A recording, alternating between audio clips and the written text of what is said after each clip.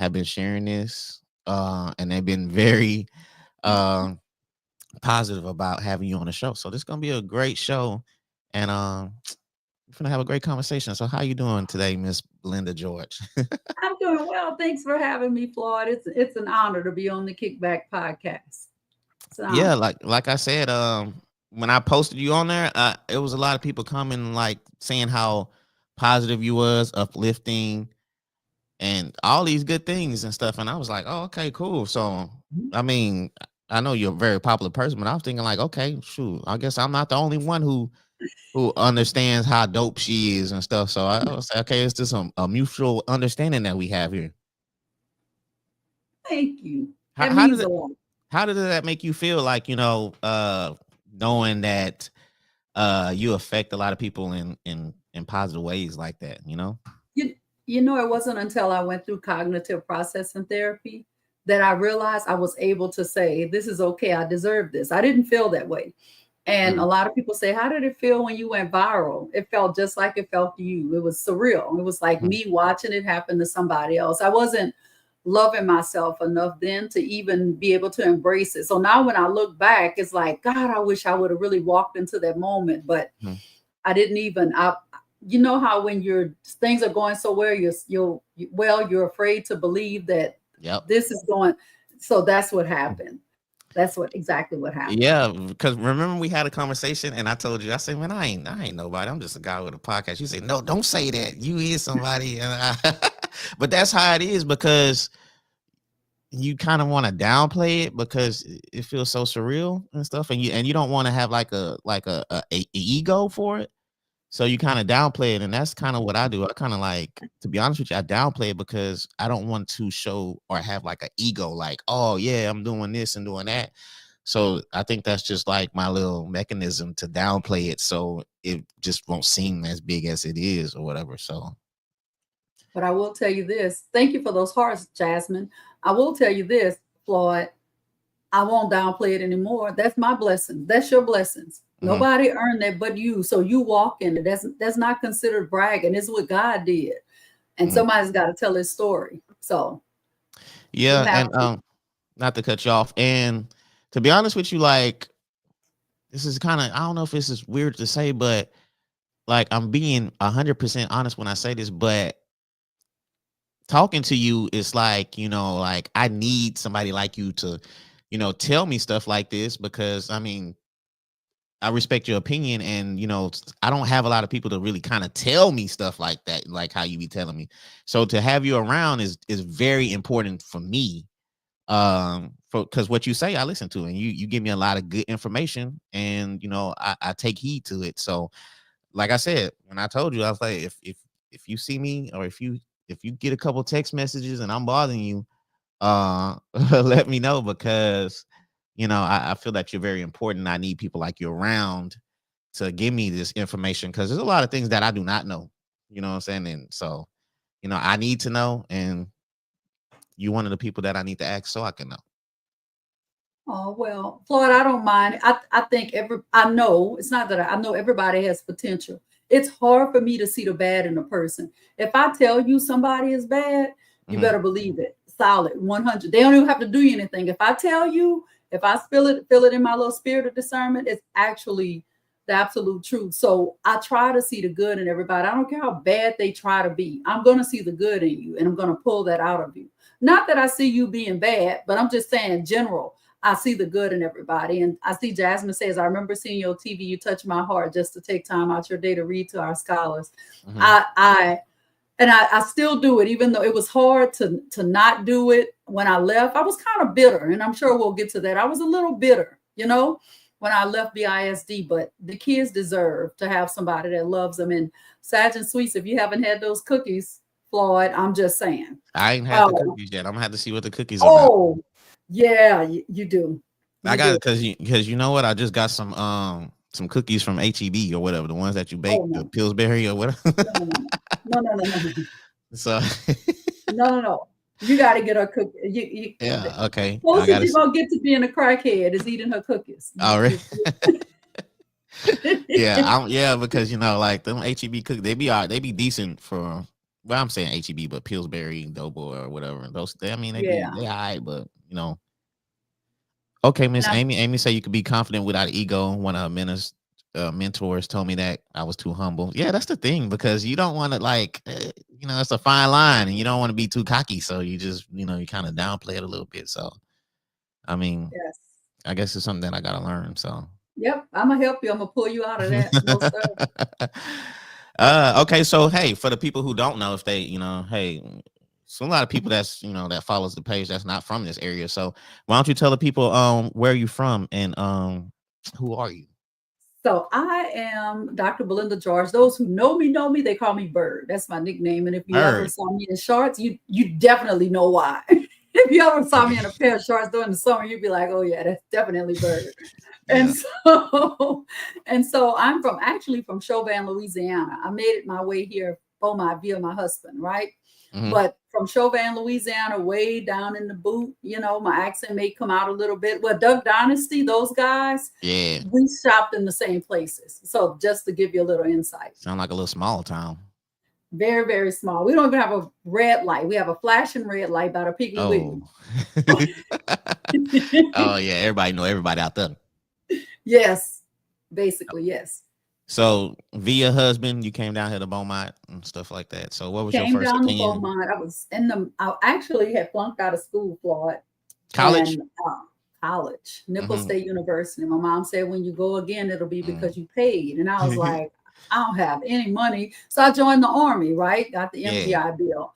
And because I was determined, I wanted to be like the people in the J.C. Penney catalog. Some of y'all too young to know that, but that was dreams. That was goals, the J.C. Penney catalog. That was Hmm. goals. Okay. And so I wanted that lifestyle where I can actually shop and not just cut out pictures and glue them on a poster and say, this is my dream Yeah. house. And so Yeah. went to the military, got the MGI Bill. Melvin encouraged me to go, went to school, um, got my bachelor's, my master's, my EDD, not because I had to, but it was something I wanted to do. It was a goal for me. Hmm. So when you came to Beaumont, how what was your first opinion of Beaumont? What did you think about it? You want me to tell you the truth? Yeah.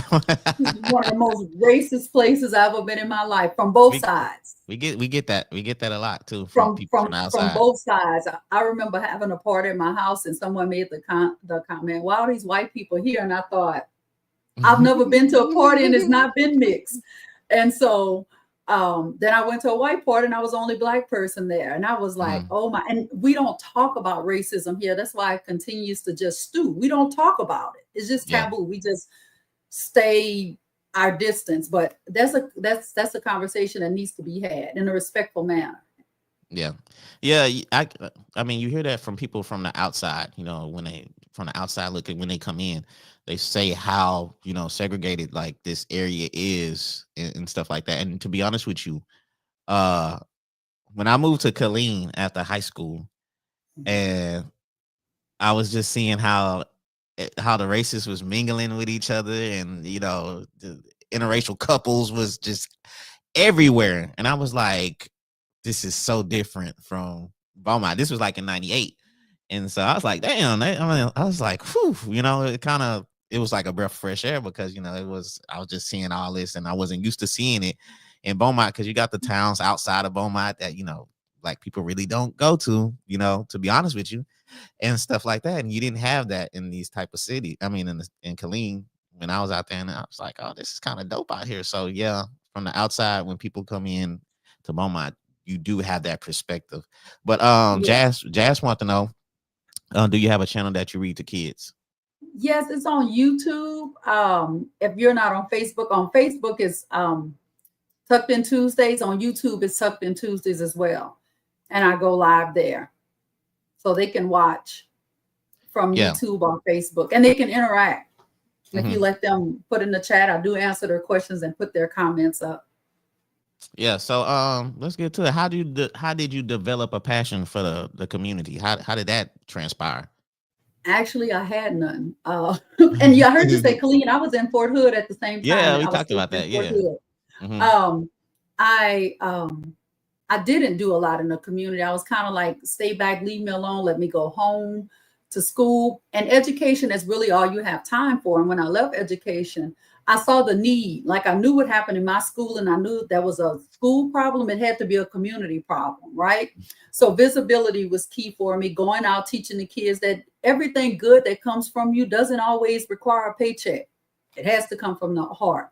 True. So a lot of the volunteering, I feel so good when I help people. I think I'm more happy than the person I'm helping. And so that's what made me start getting in the community to start showing kids and modeling, being a good role model. I was a good role model, but I was a secret role model, closet role model, if Definitely. that makes sense. So I wanted to get out, and actually that helps me self-reflect and check myself, because if I'm out in the community, I'm not gonna make bad choices. I'm not. And so that helped me to become a better person as well, communicating and being out in the community, in every arena of the community. Yeah.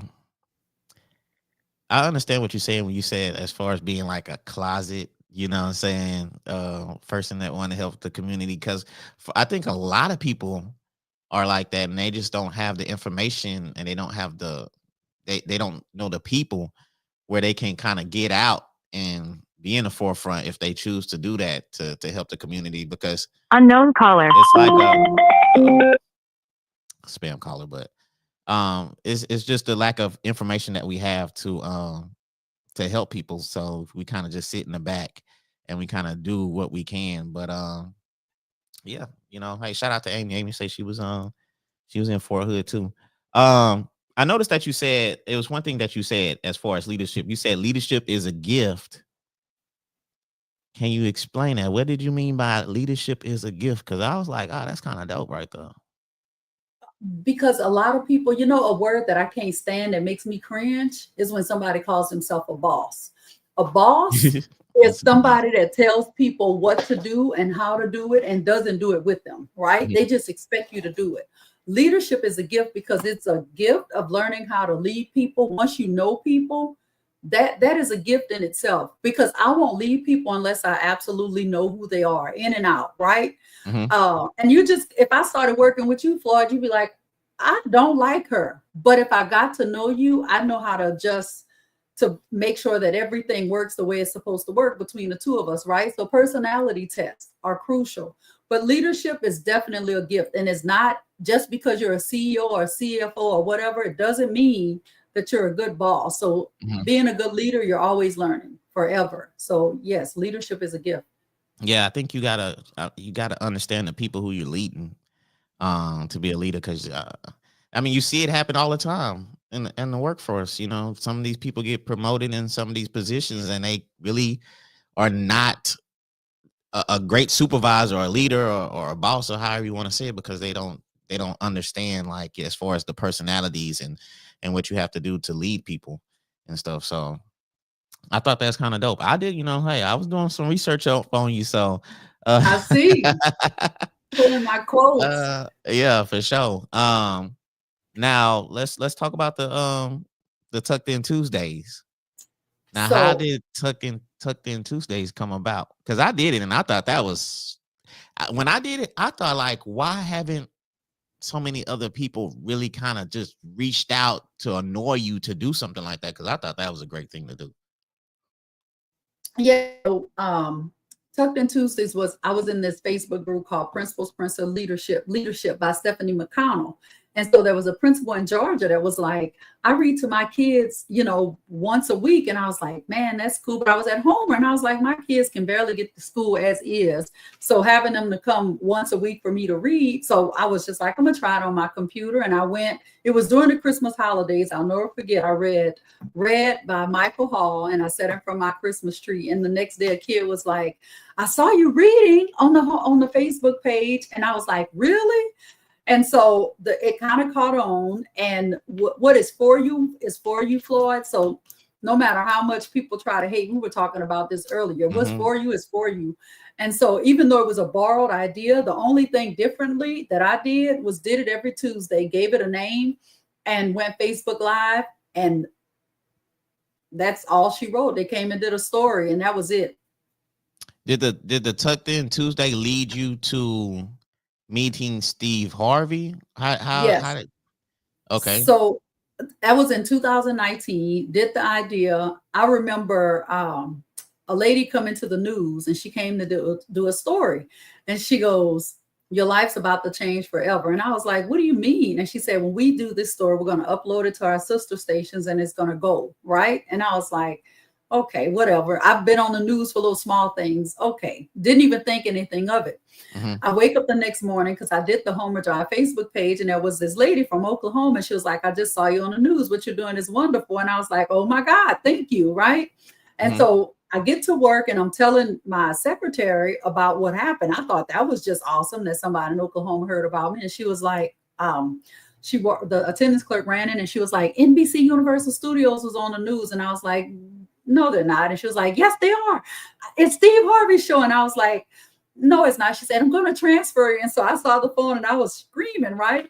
And she was like, answer it. And so I was like, I don't know what to say. And so when I answered it, it was just to be on a just where they do a little clip at the end. He would do highlight a clip he saw. And then after a while, it was, will you be on the show? But it was supposed to be just a clip. But it was a whirlwind, very fast, very fast. Did you? So you had to. So when you went up there, you was in front of the live studio audience and all that. So they flew me over, and so we went over that morning, and they taped all day. I remember hearing Robin Thicke next to me harmonizing in the room right over. Really? And so, yes, like harmonize. And then ask people, do I sound good? I wanted to say, what? Who are these Robin Thicke? But even they have insecurities, right? For sure. So there were 4 tapings that day. So that audience that you saw me with, they were probably in 4 different shows. So he pieces them together. And so I didn't go on the stage to meet Steve Harvey. We had to be there at 1. I didn't meet Steve Harvey until maybe 7 o'clock that night. I was there for 6 hours in the green room. Dang. I didn't know they have y'all in there waiting that long like that. Yes, producers come out and talk to you. They check with you. They're like, hey, tell me your story. And they were like, can you say it like this? And I said, look, this is my story. I can't make it up. This is, and she said, just do it. But you have to say these parts. I had to send pictures of what I would wear. I remember wanting to wear this red ruffle romper. And because my arms were showing, they said that would make me not look very, I guess demure is the word now. Yeah. But my arms needed to be hidden for people to take me seriously. And so I had to have my dress approved. But yes, it was through Tucked In Tuesdays that I met Steve Harvey. Okay, that's dope. I mean, hey, they flew you first class. How Steve Harvey do it? They didn't fly us first class, but they did fly Melvin and I, both of us. They paid for both of us to fly over because I said he's like a package deal. Yeah. And so they flew us over. Disney paid for my room. When I got there, I said right across. Wait, no, Disney paid for me on Strahan and Sarah. Steve Harvey, they paid for my show. They paid for me to go, and so they paid for my hotel, my meals while I was there. They picked me up from the airport, brought me back to the airport. So we stayed in the vicinity. We stayed near Universal Studios. Okay. Like walking distance. Yeah. Okay. So other than Tucked In Tuesdays, you're also a financial counselor. Financial counselor. So I worked at a local credit union and I got my certification for financial counselor. Now I will tell you, I'm like somebody that does hair. A beautician's hair is never combed. Construction worker's house is never done. That's me with finances. I am not the best at it, but I know exactly what to do. But I do help people when they call and they say they have issues with spending or something like that. I do refer to what I know, even though I don't practice it all the time. I'm getting much better. But yes, my big thing is teaching people about 50, 30, 20. And I tell everybody, like people say I'm broke. No, nobody's broke. Honestly, nobody's broke.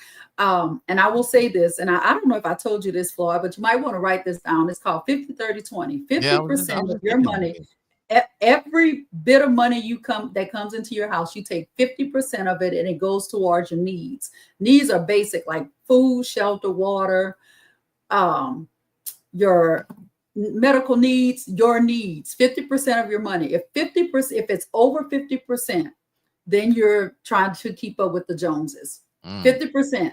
30% is your money to splurge every month. 30% of your money. Mm-hmm. 20% is for savings. If everybody followed that, you would never be broke. You would always have 30% of your money to just blow. Mm-hmm. And 50, but you have to get you won't do that in the beginning, but eventually your bills will become 50%, and that's when you know you've arrived. But your bills should only be 50% of your check, your money. Okay. Hey, I'm gonna have to make this a clip right here and post this for all the people out there that's splurging, trying to keep up with the Joneses and realize that's not the thing. I need to start saving better. So hey, 50, 30, 20. 50, 30, 20. I also developed a formula with Excel, and Excel. I'm not good at math, but I can give you he's laughing. He said, Terry said, Belinda can't get rid of that Louisiana twang. I can't. I told you it would eventually come out. When I get comfortable, it comes out. So that means Floyd is good people. If you hear it, Floyd is good people. If I'm letting it seep out, that's a level of comfort. But the 50, 30, 20, I developed it. And so I would put my needs, I would categorize my bills by wants, needs, and savings. And the first time I did it, I was like 80%. Not my husband's included, just mine. When I tell you I was humbled, and guess what? I couldn't, if most of it went on somebody else. I was spending my money on other people. Yeah. I was putting money in other people's home. And so when I started seeing that, I was like, I have nothing to splurge. There's nothing to splurge, right? And there's nothing really to save. So what you're supposed to save, you're using that. So just a little FYI. Especially it's the holidays too. I mean, y'all, it's Christmas time, so hey, I know y'all I want to do get have some another gifts. one. I'm going to tell you. I have it on here. I pulled out my notes. This is 4 types of spenders. 4 types. The first one is, let me find it, because I love telling this one. Spending cycles. The first one, there's people that earn, spend, earn, spend. Literally, they earn money, they spend it, they earn some more, and they spend that too. The second group is earn, spend, borrow, spend. They earn their money, spend it, borrow it, and then spend the money they borrow. Then there's 3, they earn, spend, save.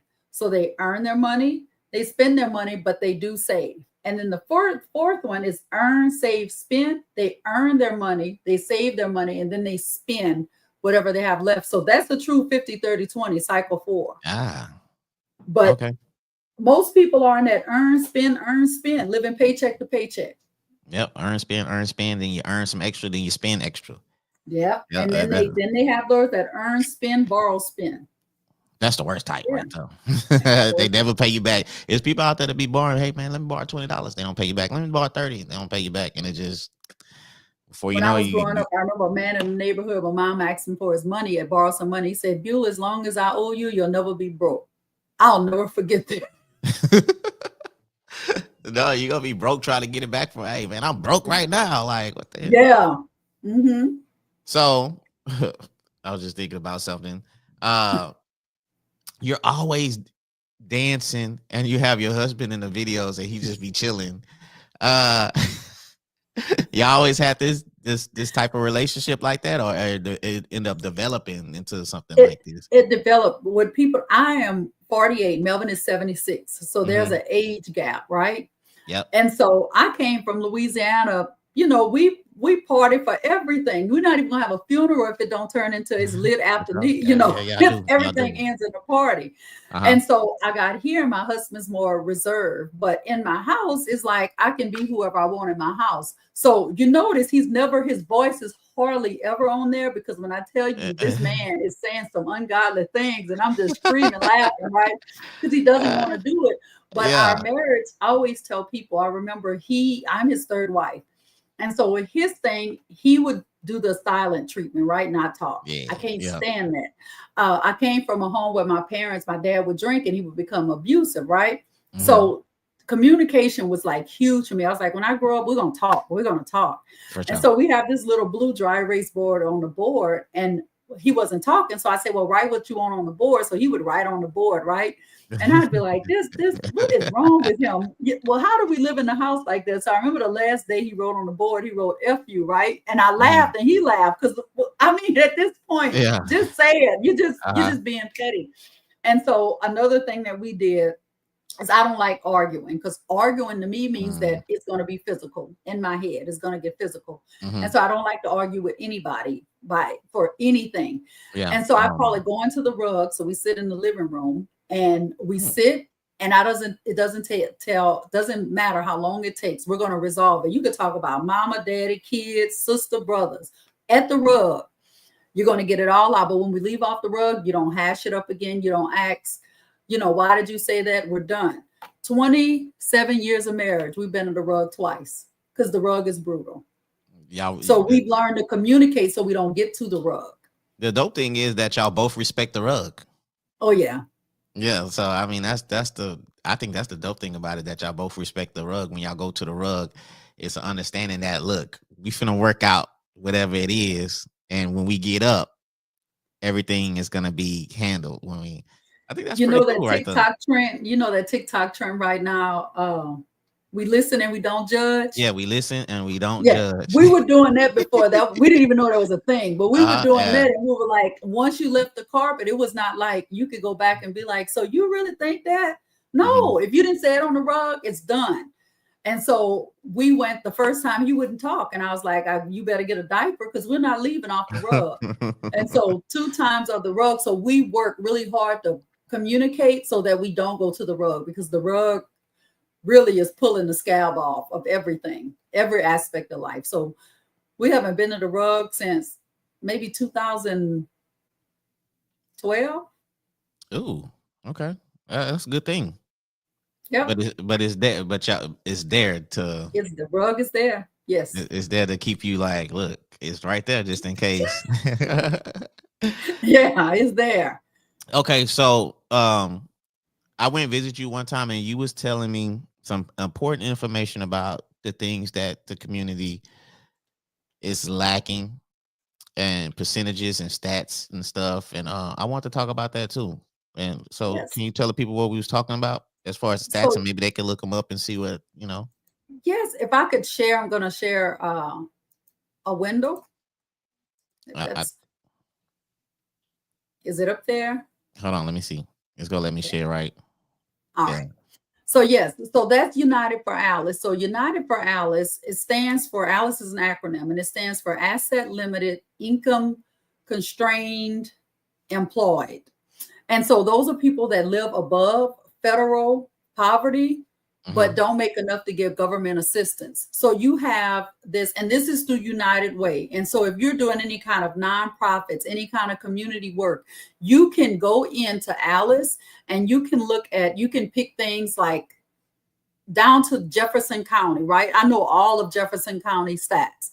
Hmm. And so you can go and look at how many people are under poverty by the population, ethnicity, age group, whether they're single, married, homes. It tells you the average of what it takes to live. And this is just based off of that 50%. Remember, I told you 50, 30, 20? It's Yep. that 50%. These people are just trying, they don't have the money to save, and they don't have that. So these are those people that really rely on that 50%. They don't have anything else. And so you can go into here and look up partner states, like in the state of Texas. I'm looking at the screen behind me. So in the state of Texas, if I clicked on Texas, and it'll generate the state of Texas, I can look at counties. This is 2024, it's 2 years behind. And so the state of Texas, this is their overview. If we go to counties, I can go in and look at any county there is. And so because we live in Jefferson County, I'm going to go ahead and put Jefferson County. Let me get Jefferson County right there. So Jefferson County is here. And so Jefferson County, I can go and look. Here's the point in time data. It tells you the population. It tells you if it's decreasing, if it's increasing. You see some decreases around here, and then it goes back up. It tells you financial hardships is not equally distributed. This is by ethnicity. So when you look at the dark blue, that's in poverty.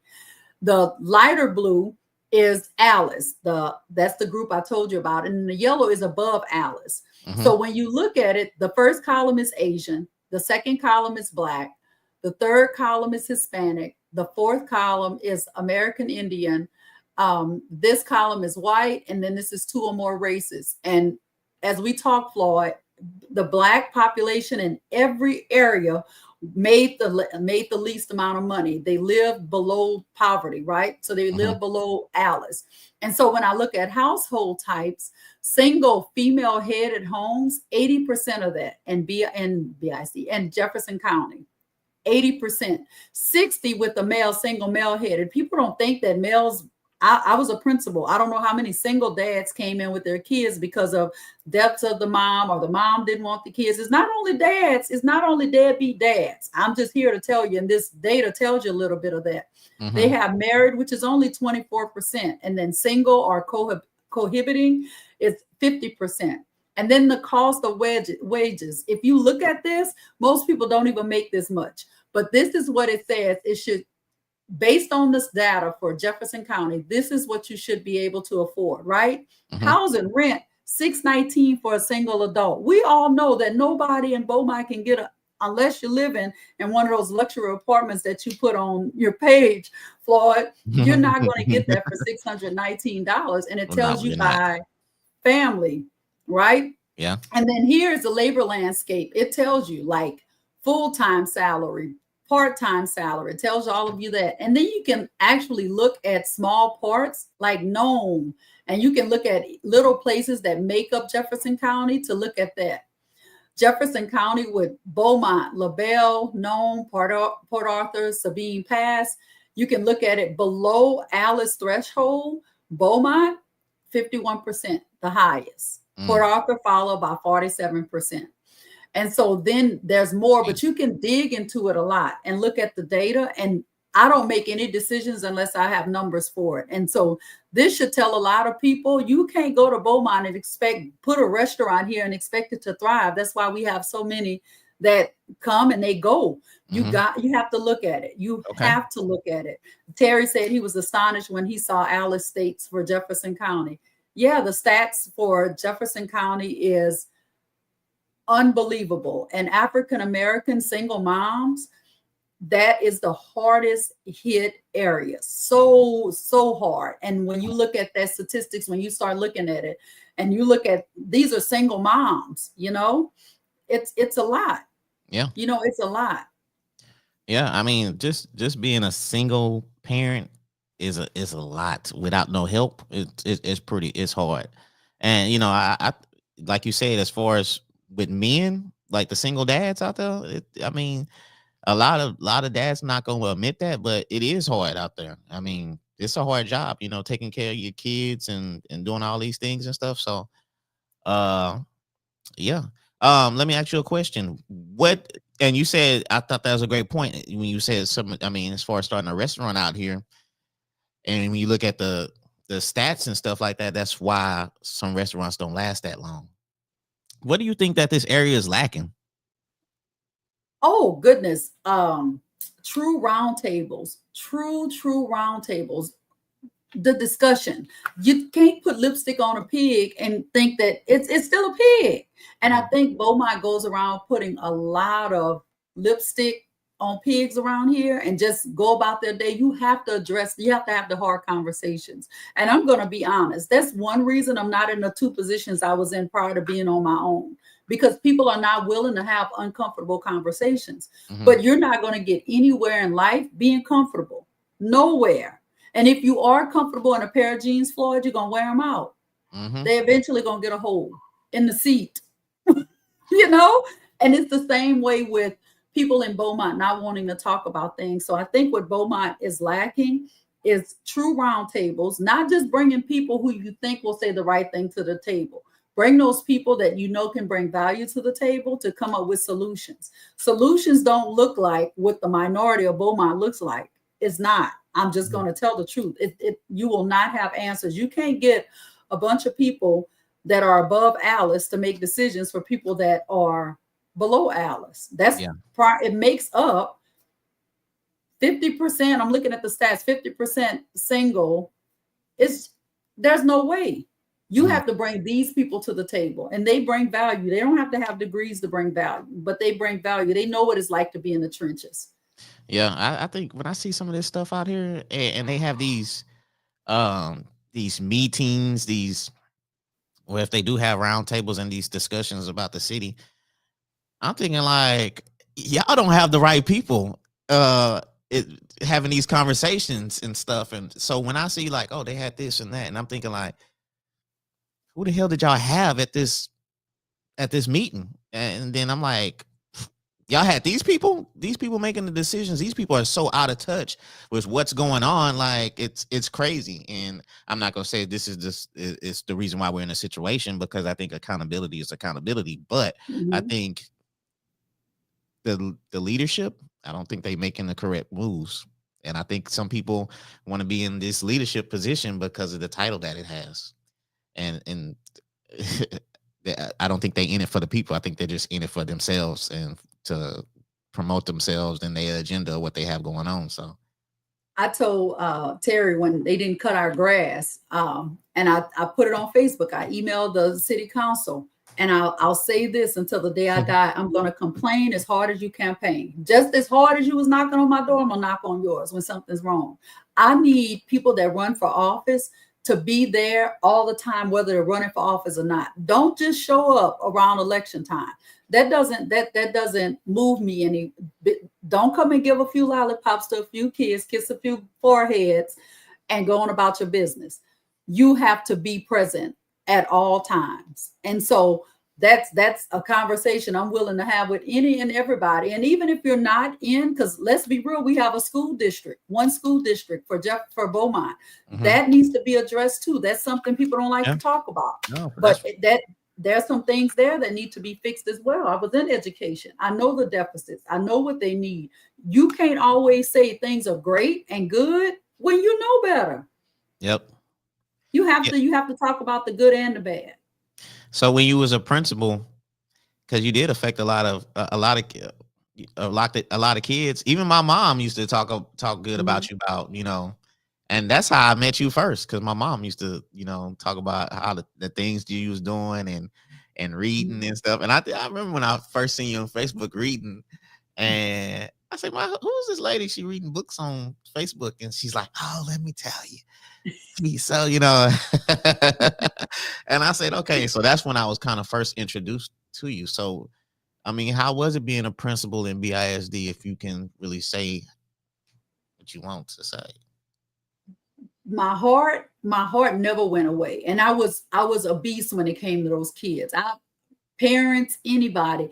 And what people don't know is I met Roy after I went viral. He had me on his radio show, right? Mhm. And he asked me on the radio show, he said, Belinda, how are you going to top this? How are you going to top Tuxton Tuesdays? And I said, well, I want to do popsicles with the principals, but I don't have a way to keep popsicles frozen.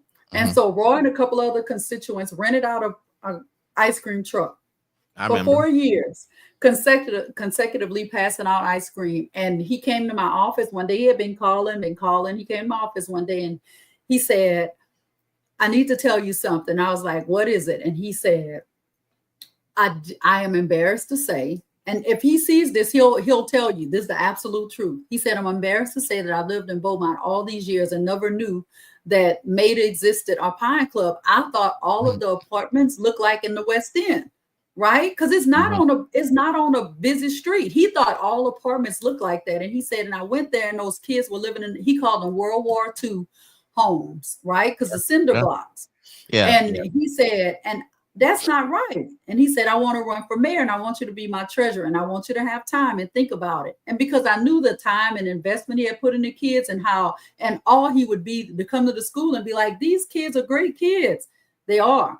They're great kids. They're smart kids and they know how to act. And I was changing the way people perceive the kids that came from Maida and Pine Club and even the parents. Mhm. And so that inspired Roy to run for mayor. And then politics, they happen, but I know the heart, the people saw that at Homer Mhm. Drive, and even the parents saw that. You're not going to come here and look any kind of way. No, you're not going to do it. And so I was very verbal and very. I was an advocate for those kids. I wanted them to be treated just like the kids at Regina Hall and Sally Curtis, the same respect, the Mhm. same Yeah, thing. I seen y'all. Y'all was out there in Plymouth Village too, I think. I say, man, Yep. look at this white dude out there in PV giving out ice cream and stuff. And he would he would be, and sometimes we didn't even have ice cream. Sometimes he'd be like, "What are you doing?" I said, Actually, I'm going after school. I have to go and check on some kids in Plymouth Village. I made her," and he said, "I'll meet you there." And Mhm. he would meet me there because he wanted to watch me interact with the kids. He just thought that was so funny that when we delivered ice cream one time, one kid came over. I said, "Where are your shoes?" And he Mhm. was like, "They're at home." And I said, "You're not getting ice cream without the shoes." So he stormed off. And I said, "Bring the shoes back and come back." So he brought the shoes back and he got to the front of the truck. And the kids at Homer knew you don't pick when somebody's giving you something free. You get what they give you and you say thank you. Then you trade with somebody else that got it free. But you don't stand up here and order with no money. You Mhm. give what they give you. So he was mad because, and I said, "No, you're going to take it and you're going to say thank you. You're going to like it. Do you understand?" And he was like, "Yes, ma'am." I said, "You're going to eat it and you're going to smile because they didn't have to give you anything. You Uh-huh. didn't choose." I said, "And go tell your mama come here because you shouldn't be out here with shoes." And he went got his mama. I know. But that's the way I was with the parents, Yeah, for sure. No, you're not gonna be out here barefoot. No. And Yeah. so like the police would come to the school and pass out things, and the kid like can have the red one, and she took the red one. I said, "No, ma'am, no, ma'am. Mm. The color you gave him, that's what he gets. It's free. You don't Yeah. get to pick when it's free." And I Yeah. wanted those kids to understand that when you go into the world and you're at a disadvantage, you don't have an advantage to pick and make decisions. So that's why you want to be better. That's why you ought to be better. Now, as far as parents, I hear from it from the teachers. Is it a struggle to get parents to come to the schools and to see about their kids? Because I've been to a few. Well, my daughter, they have the parent teacher thing, and they have like the I guess parent teacher conferences and stuff like that at the school she go to, and sometimes it looks a little looks like it could be more people in there. Is it that hard getting the parents to come to some of these events that these teachers try to have for them? The data. If I know that my school is predominantly single women, Hmm. do I expect them to be able to come to school in the evening? Yeah, not really. If they working and they doing all that, just it's gonna be Yeah, kind of it's hard for it's them. not going to happen. And if they have their kids all day and they get home with their kids and they got the bus brings them home and then they got to find a ride to come back. Now, granted, a lot of the parents have. If it's a Wars Day, everybody and their mama coming to see Jimmy get a Hmm. participation award because he didn't do nothing else at school, but was Yeah. enrolled at the school. So they're going to Yeah. bring the whole family. It's priorities and teaching parents priorities. I don't think that they don't care. I just think that their priorities are different. It's just Yeah. priorities and understanding that a parent that didn't graduate is not really interested in school. A Hmm. parent that was bullied in school does not want to go back to elementary. And Hmm. people forget that parents are human first and parents are parents second. They Yeah. are. And sometimes a mom got a black eye. They can't just come up to the school because what are you going to do? Hmm. CPS. A lot of the parents avoided school because of CPS because they couldn't or wouldn't send their kids because I would call and be like, "Why did not at school, Dr. George? They don't have clean clothes." So you ask me to go get them washed or something, but you don't keep them home. But I Hmm. think it's a lack of communication or the expectation of the Sally Curtis parent and the Martin parent can't be the same. They're Yeah. not. And the North End are schools that are primarily with a high poverty rate. Hmm. A bus needs to be provided on those nights to go and pick those parents up and bring them back. That's my solution. Put your money where your mouth is. And I'm Hmm. pretty sure there are businesses that would sponsor a bus to do it, or a business partner that would sponsor a bus, or the city. I don't know if the city could get involved, but bus them over and Yeah. bus them back. But I know they show up for goals night and things like that, but it has to be showing up for literacy night. And I don't know how to read either.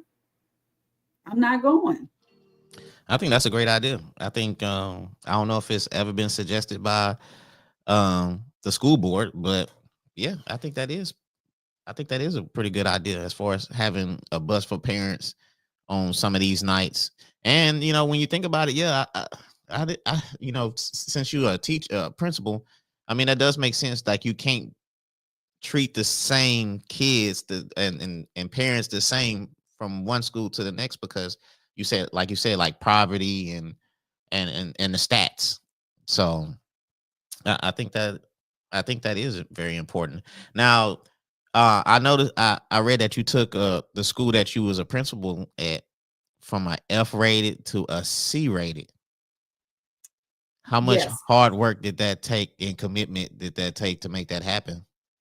a lot, and it wasn't acknowledged. It was actually the year I was told that I wasn't doing a good job and I was Mm, being moved. And that's one reason I resigned, because I knew the blood, sweat, and tears that we had put in the data. And so we would look at data, right? And if a kid showed growth, if they had, like the previous year, they had 2 right on the STAR test. If they did a practice and had 4, I was calling that kid in and celebrating like nobody's business. Like, you got 2 more right than last year. And they're like, I passed. No, baby, no, you didn't. You didn't pass.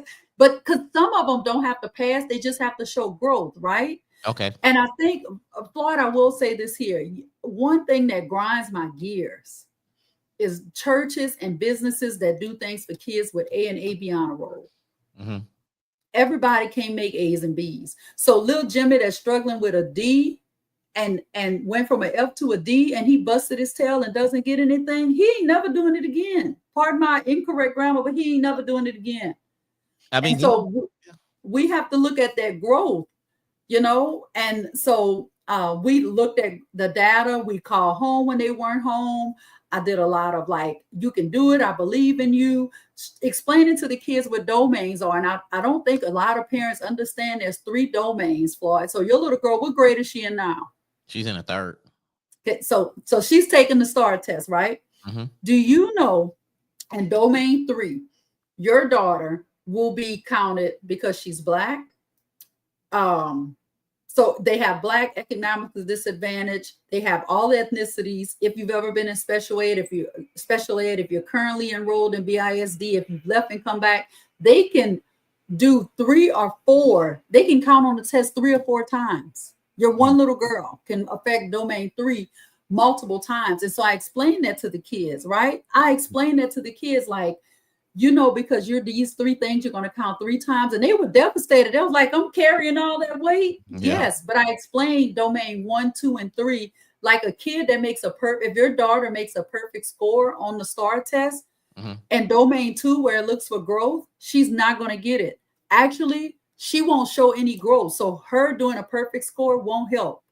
I Mm. mean, it'll help her in domain 1, but it Yeah. won't help with growth in domain 2. And I think if parents understood that and kids understood that, I think that would Ned, I'm trying to think of his name. Ned, he's on Facebook and I know his name is Ned, but his son was there and I explained the writing test to his son, to him. And he didn't understand how the STAR test worked. But no, it's not just it takes a lot of, and kids are smarter than people can Hmm. ever imagine. They understood those domains and they knew that they were going to count multiple times and they knew how many they needed to pass Hmm. to get passing or to show growth, and they were excited about it. Yeah. Terry said you was fighting a flawed system. Very flawed.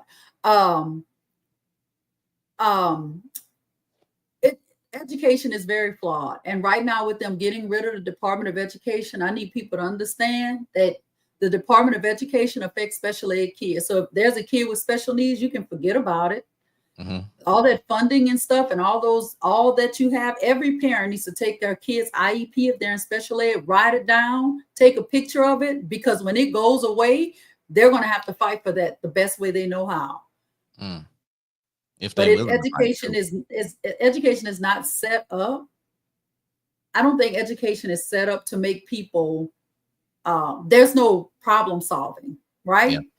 And so it's more of STAR is trying to problem solve, but I'll never forget my nephew. My dissertation was on virtual education back in 2015, before it was even a thing, Mhm. because this boy went and took his STAR test and came home and I said, so how did it go? He said, T-Bird, the first story is about these 2 brothers, the Eminem brothers, and told me everything. And I said, what about the next one?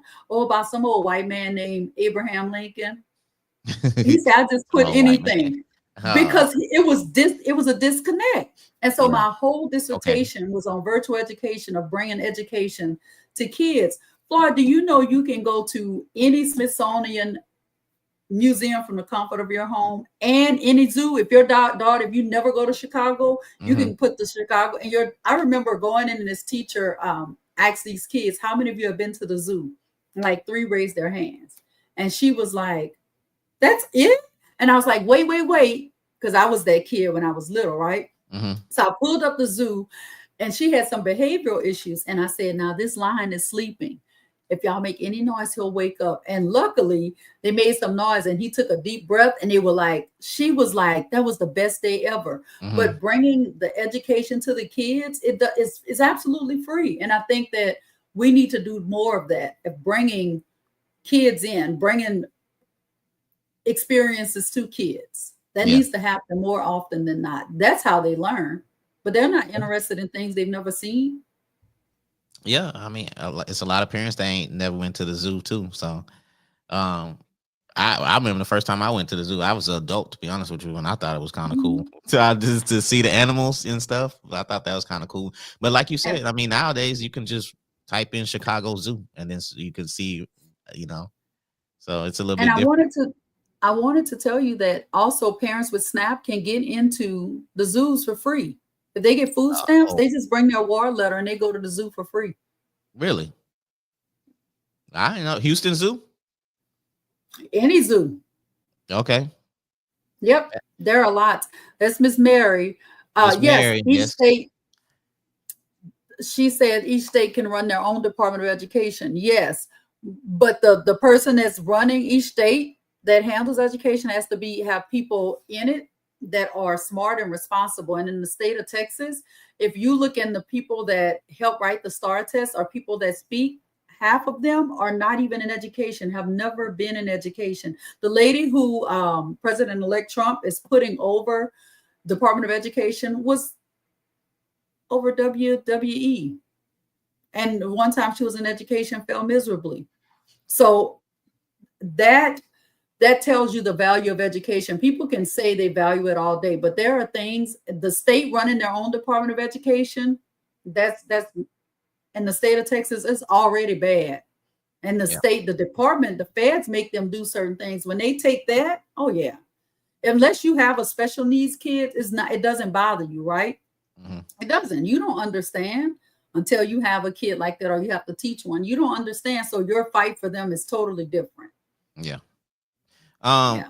I always wondered. I mean, to revert back to Tuck In Tuesdays.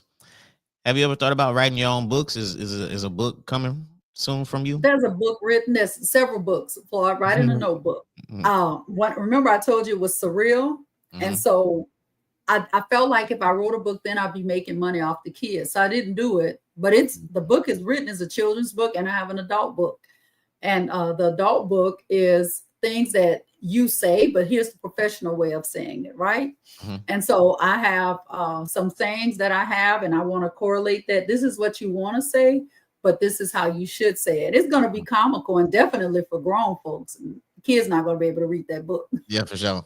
Probably educational because a lot of people don't know how to speak in certain situations, and Well, this is a grown show. in So certain the rooms first too. one, the first one on my book is I'd rather shave my booty hole with a rusty razor than sit here and talk to you. You can't tell that to your boss. Nah, you can't So say that at all. it'll be that, and then this is what you should say, right? So it'll be a Yeah. little comical, right? It's like Okay. you're right. So it'll teach you to communicate. It's in my eyes, teach you to communicate, even though in your head you're really saying, I'd rather shave my booty hole with a rusty razor than sit here and talk to you, Mm-hmm. but you're gonna say something professional. So I have that book that's gonna come out as well. Okay, and so what about you starting your own charity? Because well, hold on before we what about you starting your own charity? Because you're connected to a lot of different organizations and stuff. So So I guess with charities, I am with a lot of thank you, Mary. I am with a lot of different organization. I don't know what's really because there's so much I'm passionate about. mm-hmm. Children is one, right? I'm wholeheartedly passionate for kids, but they get so much assistance. But I want to do something with problem solving, period. People don't know how to do that. Kids don't, adults don't. And if we could teach people to problem solve, the crime rate will go down Yep. immediately. But people don't know how to problem solve. They don't know how to communicate, right? It's easy for me to pop you, right, Floyd, than to Yep. sit there and talk to you, have a decent conversation. And I think there needs to be space for that. So if I did anything in charity, it would be for that. And Okay. I see Terry's question. No, I I think they're great. Do I think they're productive and conducive to growth? No, only because I know how education looks, and being in corporate and on the community side, they're Mhm. not the same. And until you can, I think it's a great move for them to enter, but until the city can do stuff with until the city can say, hey, we're going to let y'all have your graduation free at the civic center, there's no communication, right? Until that happens, that's not conducive. And they can say we can't do that. You can do anything. There are towns that actually do it. Hold They on. can do it until this You say until they let them have graduation for free, so it's a at charge. the civic center. Yeah, that's a true partnership. That's showing that you care, right? That's showing that you care. If you want to be perfectly honest, if I know the district is hurting for money and I really want teachers to get a raise, well, we could hold graduation, but nobody's going to do that. Nobody's going to do that. And I know that rules are meant to be broken, right? Hmm. That's why I don't give rules. I always say norms. Norms are things you should do no matter where you are. But somebody created a rule for that. It can happen. And those behind the door conversations or behind the scene conversations, and you come out and act like everything's hanky dory. No, until the city invites people to their meetings, any and everybody, and let them speak and Hmm. be able to have a two-way conversation and not just speak and nod your head and say, we can't answer, nothing's going to come of that. That's why I don't go up there and complain. For what? To say I Yeah. have a mouth and I can talk and I'm alive? I mean, to be honest with you, when I see that, when those people go up there and they have 2 minutes or something like that to talk, it seemed like, all right, just get your little 2 minutes out the way so we can get on to the next person and continue on with this meeting, because that's what I be seeing when I see them go up there and they complain about it, and I see them looking back at them. They be like, they be looking like, okay, next person. All right, meeting Yep. over. Let's go.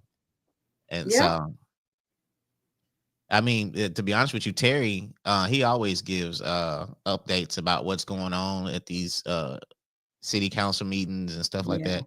He's very informed, and I appreciate Mr. T for I love him. the acknowledgement that he be giving and stuff. So, what Miss Mary say? It costs 15K just to turn on the electricity at the Civic Center.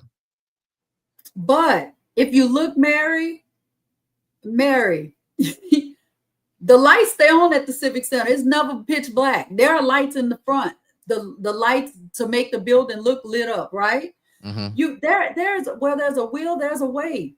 And it costs $15,000 to turn on electricity at the Civic Center. Hmm. Show me the paperwork. Show me the data. For me to believe it, I got to see some data. Terry say you gotta make them, but are they gonna respect you though? That's the thing. Like after you go up there and you complain, are they really gonna respect you, or are they just gonna move on to the next issue? You So I teach know people he, how to treat you. I know he got some things done as far as that's the Amelia Mhm. area and things and stuff, but I mean, some people don't have the initiative like Terry got. They go up there one time and that's it. They're not finna keep going up there and talk to them people. And I'll say it again for you, teach people how to treat you. Hmm. You do. If you tolerate stuff, you teach people, you tell people, don't get mad 3 days later after they done told you what they had to tell you the 2 days before. You teach people how to treat you. So right then, if they don't answer you, you go up there and you don't feel like anything is done, email. And if you don't email, then that's fine. But put it on the news. He said all they got to do is call me. And Terry's right. All they got to do is call, but you have to be persistent. You have to be persistent. Yeah, because like if you don't, they just kind of just waiting for you to just float away. You know, Yep. and a lot of people that they go up there one time, that's it. Okay, I did my part. They don't care. And then that's that's how they're gonna take it and stuff. But I mean, it No. is what it is. Um, Me personally. before we end the show, and I said it at the beginning. Um, it's just so much information that you have. Um, and sometimes people don't want to reach out. And so I just want to know that I just want people to know that if you want to know anything, and if they inbox you, that you will reach out and you will help them. You're not Yeah. the snobby person be like, oh, who is Mm. you? Or just look at the comment and leave it on red and stuff like that. And I No, just I'm actually going to reach out. I'm going to respond. If you ask me something in my inbox, I'm going to respond. yeah. Also, Mary Williams, she also said that she wanted you to write a book about the military also. Yes, Mary. My military. There is so much about my military career that, and I'm going to say this, and this is a whole nother show. But remember, I talked about in the beginning about cognitive processing therapy. Mm-hmm. Remember, I told you that's where I learned Mm-hmm. how to process things. It was for being sexually assaulted in the military, and I'm just at a place now where I can actually talk about it, right? Because it was Mm-hmm. embarrassing. I thought it was my fault, but that writing that I'm working with people now, Mary, to make that story come to life. So that is happening. Yeah. Thank you, Terry. Yeah, Terry's on it. Terry come on every show. To be honest with you, thank you, Terry, for being consistent uh, with showing up for the show. I had Terry on the show one time. I was trying something new years back. I was trying something new, and it didn't.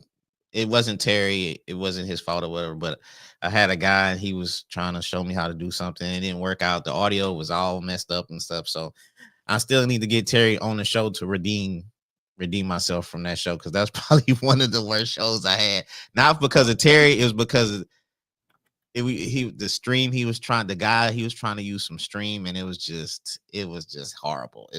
It didn't work out right and stuff. It didn't work. It didn't work. It wasn't me. And I remember after that show, I told the guy, look, hey, I appreciate all what you did, but I'm just gonna go back to how I do things. And he was cool with it and stuff. But yeah, ever since that day, I wanted to get Terry back and redeem myself from that show that we had and stuff. So I see you put in the link for Tucked In Tuesdays if anybody, and also on Facebook, if you can hit like the reminder button, and it will remind you because it reminded me Tuesday when you did your show and stuff like that. So, but hey, I just want to thank you for coming on the show on a Friday, because you are a busy person.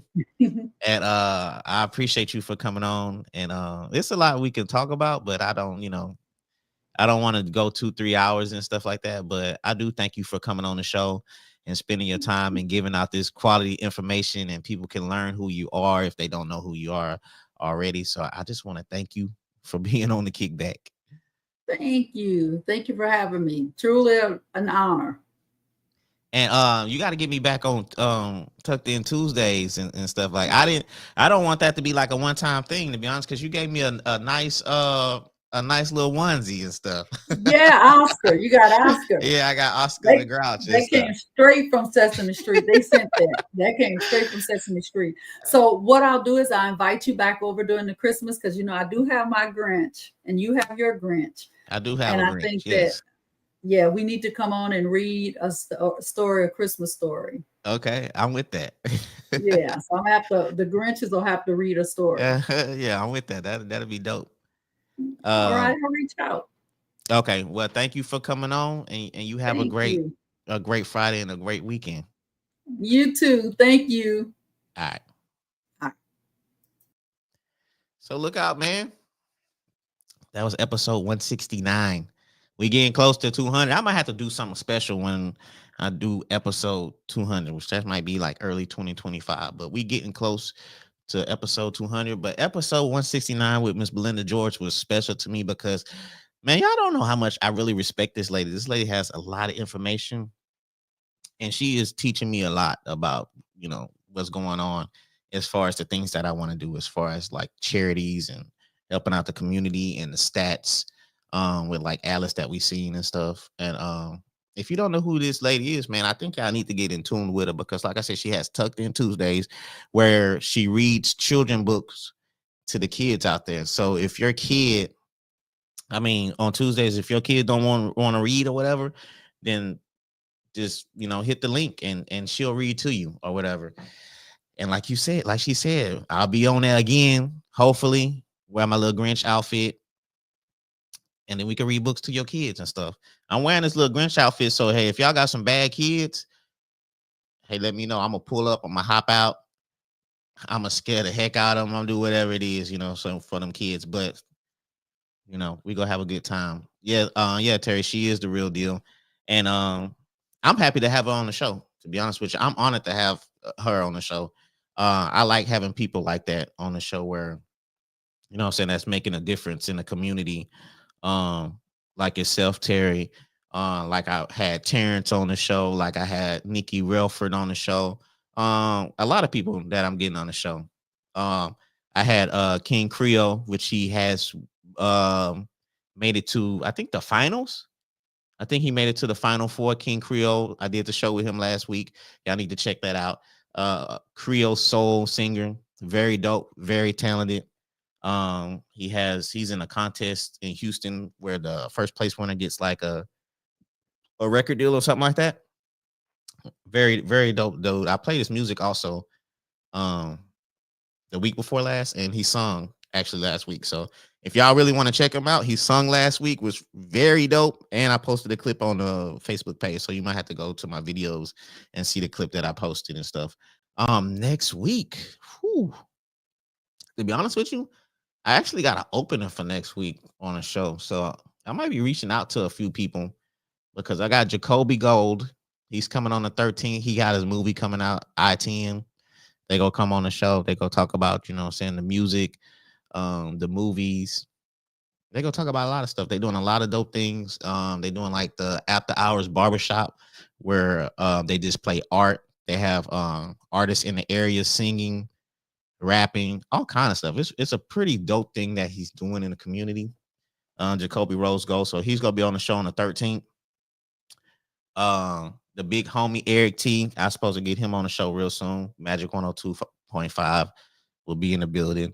So we doing that. So man, we just rocking out, man. And like I said, man, I appreciate everybody that's been sharing, that's been commenting on the show and stuff. And we gonna try to make it bigger and better. And that's the goal, to make it bigger, better, and to reach out to more people.